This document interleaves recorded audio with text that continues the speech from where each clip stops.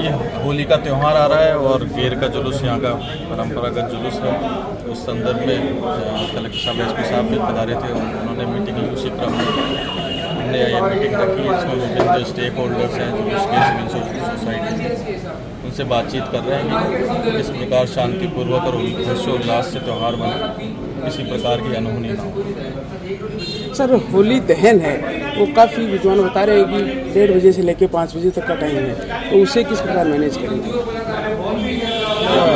हम जो परंपरा जो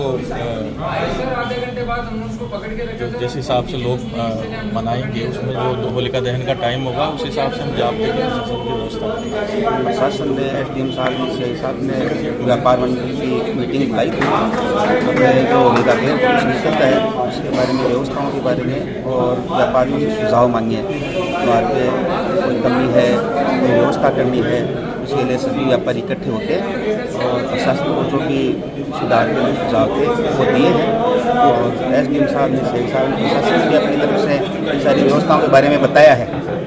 और किसी को भी कोई असुविधा हो, कोई तकलीफ हो, तो सीआई साहब ने ये भी कहा है कि मेरे मोबाइल नंबर है, कोई भी आम आदमी मेरे को फ़ोन करके किसी भी तरह की होली पे कोई व्यवस्था अगर दिखती है तो उनको बताएं।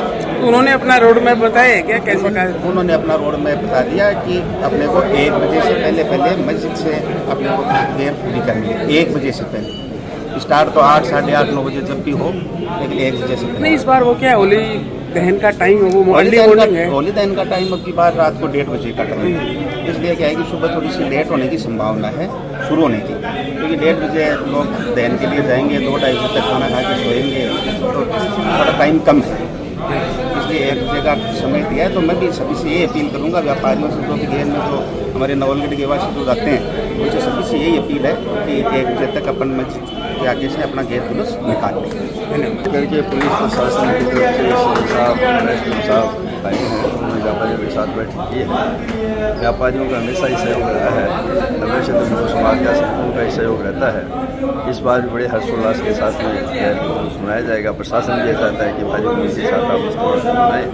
समाज में किसी भी धर्मों से समाज, उसमें 2-4-5 लोग ये सामाजिक होते हैं, उनका काम, प्रशासन का काम है कि उनको निगरानी रखे। बाकी हिंदू समाज की तरफ से समय पर निकलती है, हमेशा उसी हिसाब से निकलेगी, सबका सहयोग रहेगा। में हमारे नवलगढ़ के थानाधिकारी और एसडीएम साहब यहाँ आए थे। व्यापारियों को सभी को यहाँ इकट्ठा हुए, सब आपस में परस्पर बातचीत हुई कि किस प्रकार से हमारा त्यौहार आनंदमय उमंग के साथ और सुरक्षित बने और हम इसमें और क्या मतलब सुधार कर सकते हैं जिससे त्यौहार का हमारा जो आनंद है, उत्सव है, वो और बढ़े।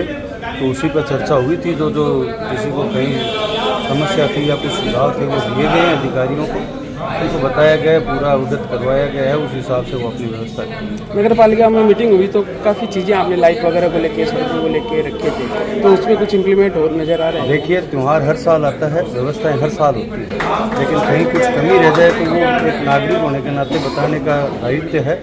उस रोड के ऊपर रात को नवविवाहित महिलाएँ हैं, बच्चे हैं, हम लोग खुद वहाँ होली दहन के लिए जाते हैं, तो एक हाथ में अग्नि भी रहती है, तो थोड़ा सा लाइटिंग की व्यवस्था और कहीं कुछ अगर खड्डे वड्डे हैं तो उसके लिए उसी लिए अवगत करवाया गया था नगर पालिका को, जिससे वो व्यवस्थाएं पहले से मैनेज हो, किसी प्रकार का हादसा न हो, किसी को कोई दिक्कत न हो।